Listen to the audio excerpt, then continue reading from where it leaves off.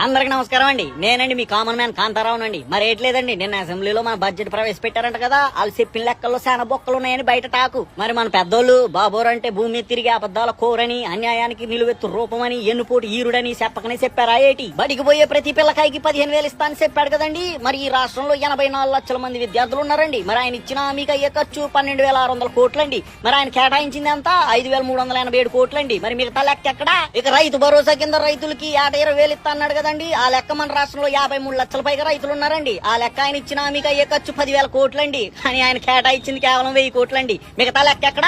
ఒక్కో కుటుంబానికి ఏడాదికి 3 సిలిండర్లు అన్నాడు కదండి. ఆ లెక్క మన రాష్ట్రంలో 1,500,000 పైగా కుటుంబాలు ఉన్నాయండి. యావరేజ్ గా లెక్కేసుకున్న ఆయన ఇచ్చిన మీకు అయ్యే ఖర్చు 4,000 కోట్లండి. మరి ఆయన కేటాయించింది 895 కోట్లేనండి. మరి మిగతా లెక్క ఎక్కడ? ఇక 18 ఏళ్లు దాటిన ప్రతి ఆడపిల్లకి ఇస్తానన్న 18,000 గురించి, నిరుద్యోగులకి ఇస్తానన్న నిరుద్యోగ భృతి గురించి, మరి అట్టాగే మహిళలకు ఇస్తానన్న ఉచిత బస్సు గురించి అయితే ఆయన ప్రవేశపెట్టిన బడ్జెట్ లో